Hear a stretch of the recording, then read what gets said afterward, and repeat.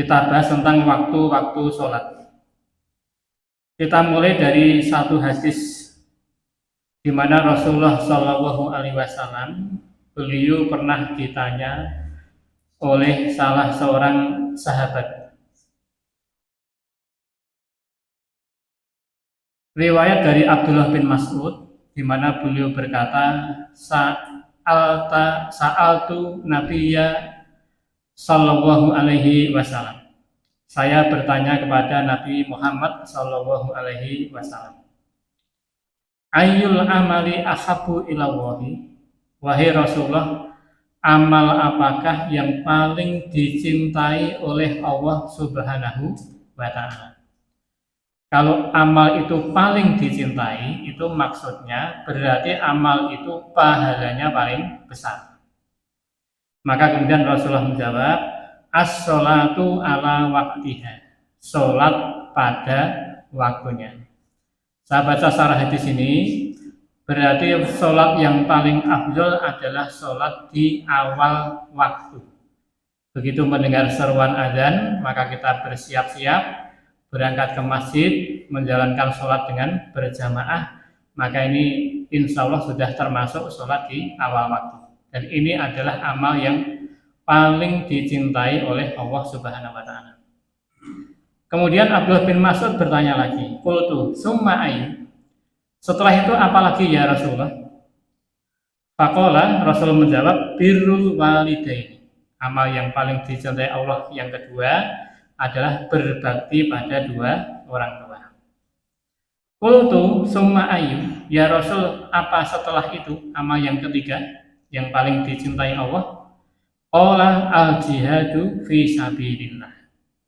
Yaitu adalah jihad fi sabilillah atau berperang di jalan Allah.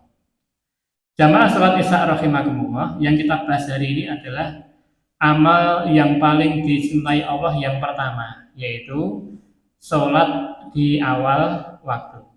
Maka kemudian para ulama membahas berkaitan dengan cara menentukan waktu-waktu sholat. Karena sholat itu hanya sah dilakukan atau sholatnya dianggap sah kalau memenuhi syarat sah sholat, di mana salah satu syarat sah sholat adalah dikerjakan pada waktunya. Berdasarkan firman Allah di surat An-Nisa ayat ke-103, A'udzubillahi minasyaitonirrajim, innas sholata kanat 'alal mu'minina kitaban mawquta.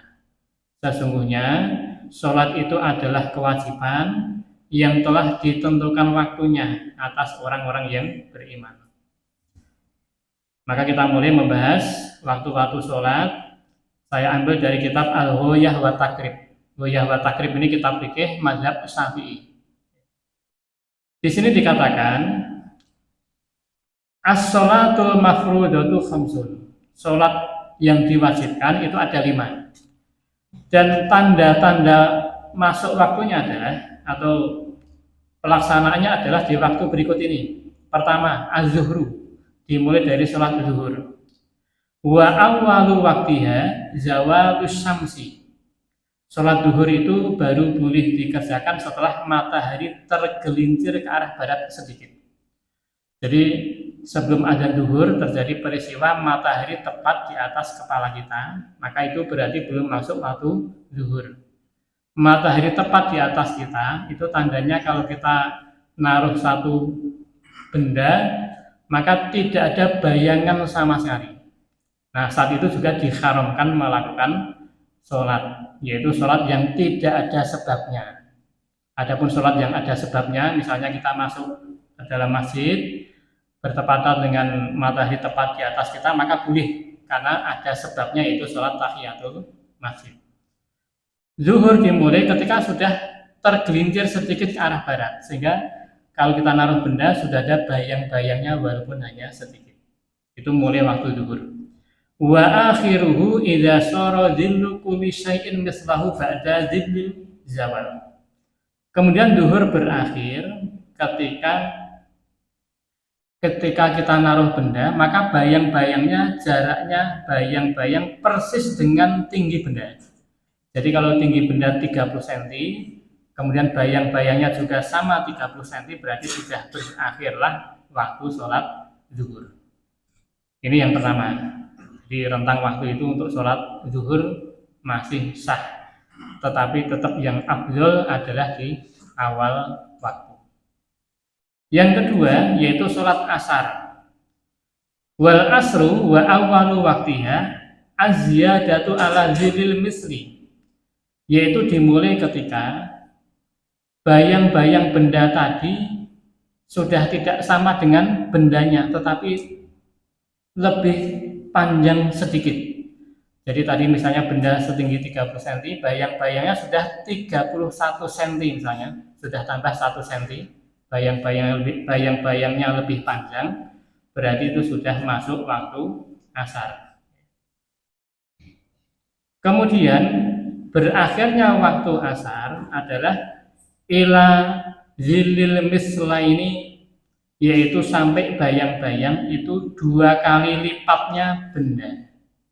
Jadi kalau benda itu 30 cm, begitu bayang-bayang sudah 2 kali lipatnya, berarti 60 cm, maka ini sudah berakhir waktu asar.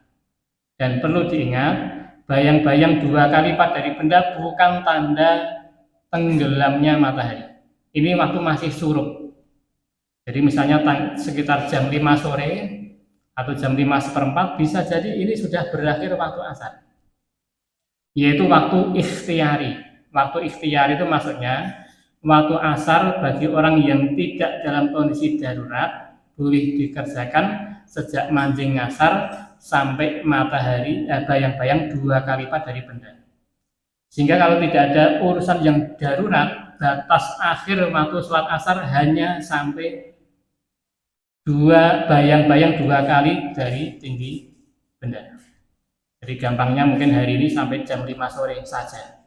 Maka hati-hati kalau kita tanpa ada alasan yang darurat, sholat maghrib kok 5 menit sebelum adzan, sholat asar 5 menit sebelum adzan maghrib, ini keliru. Ya. Bahkan berdosa kalau memang tidak ada alasan yang darurat. Maka para ulama fikih termasuk mazhab Syafi'i mengatakan ini waktu ikhtiari. Adapun wafil jawas ila guru bisamsi. Adapun kalau dalam kondisi darurat baru boleh sholat asar sampai tenggelamnya matahari, sampai sebelum tenggelamnya matahari. Jadi waktu surup, gampangnya waktu surup sampai azan maghrib itu khusus sholat asar untuk orang-orang darurat. Misalnya ada seorang dokter operasi, operasinya mulai jam 2 siang, ternyata sampai menjelang maghrib operasinya baru selesai, pasien tidak mungkin ditinggalkan. Nah ini dalam kondisi berarti apa? Darurat, baru boleh mengerjakan sholat di waktu darurat. Jadi untuk sholat asar ada waktu ikhtiari, ada waktu darurat.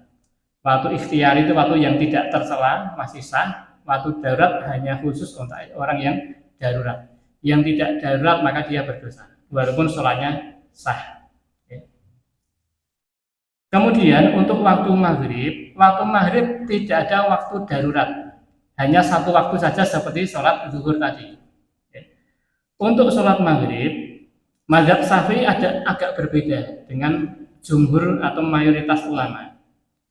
Saya perlu ingatkan dulu, kalau saya bicara tentang pendapat imam mazhab, ada 2 patokan. Pertama, imam mazhab ini orang yang sudah punya kredibilitas untuk mengeluarkan fatwa dari sumber Quran dan Sunnah. Tidak sembarang orang punya kredibilitas. Ya, dia harus paham Quran, ayat-ayat ahkam, hadis-hadis ahkam. Ya. Kalau standarnya Imam Ahmad minimal dia harus hafal 500.000 hadis. Ya, kata beliau, kalau belum hafal 500.000 hadis tidak boleh menyimpulkan hukum langsung dari Quran dan Sunnah. Jadi imam mazhab semuanya punya kredibilitas, punya kapasitas untuk itu. Yang kedua, sumber fatwa imam mazhab semuanya Quran dan Sunnah. Walaupun tidak saya sebutkan dalilnya, tetapi ini dilatar belakangi oleh kesimpulan hukum dari Quran atau Sunnah. Menurut mazhab Syafi'i, waktu maghrib adalah dimulai dari huru bisamsi, tenggelamnya matahari. Dimulai dari tenggelamnya matahari. Kemudian sampai kapan? Wa bimiqdari ma yu'adzilu wa yatawazza'u. wa yasturul aurah wa yuqimus sholata wa yusolli khamsa raka'atin.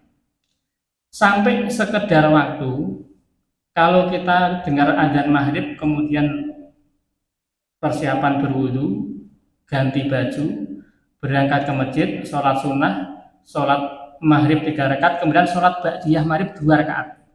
Kita perkirakan itu butuh berapa menit? Katakanlah itu butuh waktu 30 menit. Dari wudu, ganti baju, berangkat ke masjid, sholat sunnah, qobliyah dan ba'diyah. Butuh 30 menit. Berarti waktu kita sholat maghrib 30 menit saja.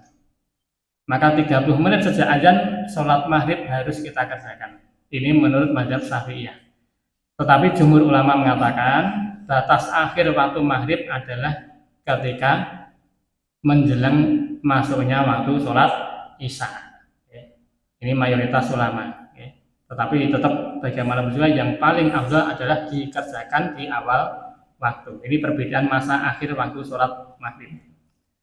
Yang berikutnya adalah sholat isya. Wal isya'u, dan sholat isya itu dimulai wa awwalu waqtiha idza ghaba syafaqul ahmar. Yaitu ketika mega merah di langit itu sudah hilang. Tadi maghrib kan dimulai matahari tenggelam. Begitu matahari tenggelam, itu di langit sebelah barat ada mega warnanya merah, semburat merah. Kalau merah itu masih ada, berarti waktu maghrib masih ada. Begitu mega merah hilang, itu berarti sudah masuk waktu isya. Sudah masuk waktu isya. Itu mulai isya. Kapan berakhirnya waktu isya? Wa akhiruhu fil ikhtiyari ila sulusil laili. Menurut mazhab Syafi'i, termasuk mayoritas mazhab Maliki, waktu isya yang ikhtiyari bagi orang yang tidak kondisi darurat berakhir di sepertiga malam pertama. Maka sepertiga malam pertama semua harus sudah mengerjakan sholat isya. Malam itu dimulai dari azan maghrib sampai azan subuh. Katakanlah azan maghrib sampai azan subuh itu 10,5 jam, berarti malam itu panjangnya 10,5 jam. Sepertiga malam pertama berarti 10,5 jam bagi 3, 3,5 jam. Kalau azan maghrib jam 6, berarti 3,5 jam setelah azan maghrib adalah jam setengah 10. Maka setengah 10 batas akhir kita harus mengerjakan sholat isya. Itu menurut mazhab Syafi'i. Adapun mazhab Hanafi, batas akhirnya adalah setengah malam, pertengahan malam. Berarti 5 jam lebih 15 menit. Jadi kalau kita ikut pendapat mazhab Hanafi, berarti jam 11 lebih seperempat sudah harus mengerjakan sholat isya. Itu waktu ikhtiari. Sekali lagi waktu ikhtiari adalah waktu untuk orang yang dalam kondisi longgar, tidak dalam kondisi apa? Darurat. Adapun untuk kondisi darurat dibolehkan dia sholat isya sampai nanti menjelang masuk waktu subuh.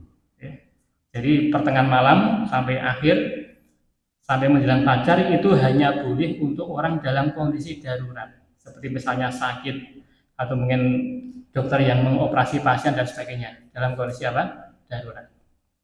Ini untuk waktu isya. Jadi waktu isya itu seperti waktu sholat asar. Ada waktu ikhtiari, waktu pilihan. Ada waktu zoruri, waktu hanya untuk orang yang darurat saja. Sekarang terakhir, waktu sholat subuh.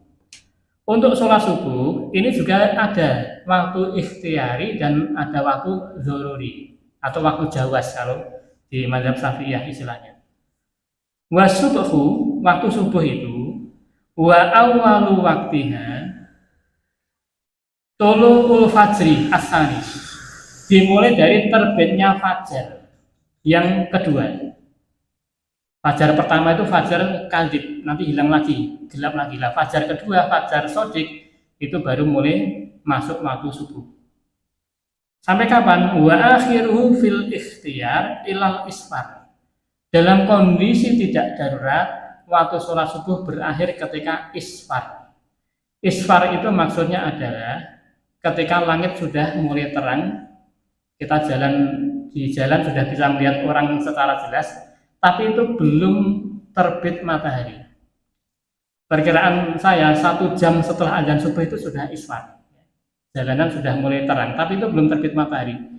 Maka isfar itulah batas akhir orang sholat subuh dalam kondisi tidak darurat.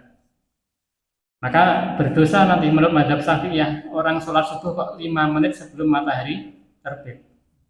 Ya, ini waktu ikhtiari. Adapun waktu zoruri, waktu orang dalam kondisi darurat dia baru boleh sholat subuh sampai nanti menjelang terbitnya matahari. Ya, jadi para ulama sangat detail sekali. Sekali lagi, ini walaupun saya sampaikan matan dari Goyah wa Takrib, sekali lagi itu semuanya bersumber kepada dalil Quran maupun hadis. Ya. Tadi seperti waktu Isya misalnya ya, sepertiga malam berakhir, setengah malam berakhir, ini sebetulnya saya simpan juga di tempat kami filenya, hadis-hadis yang sebagai landasan hukum Imam Syafi'i dan imam-imam yang lain sebagai landasan hukum fatwa mereka. Ya.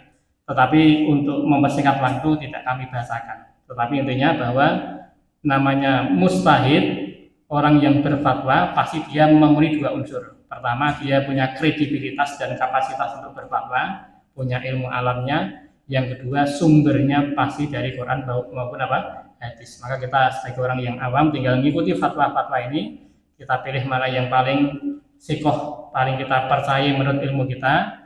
Tetapi yang jelas sebagai penutup nih, penjelasan tentang waktu-waktu sholat ini, bagaimanapun juga yang afdol adalah seperti sabda Rasul di awal, bahwa amal yang paling dicintai oleh Rasulullah, dicintai oleh Allah adalah as-sholatu ala waktiha. Maka kita usahakan sholat apapun ya tidak terlalu memikirkan ini waktu ikhtiari atau waktu zoruri, kita kerjakan saja di awal waktu dengan berjamaah, insya Allah kita dapat fadilah yang luar biasa. Dan ini amal yang paling dicintai oleh Allah Subhanahu wa Ta'ala. Saya kira demikian, mudah-mudahan ada manfaatnya. Alhamdulillahirabbil alamin. Assalamualaikum warahmatullahi wabarakatuh.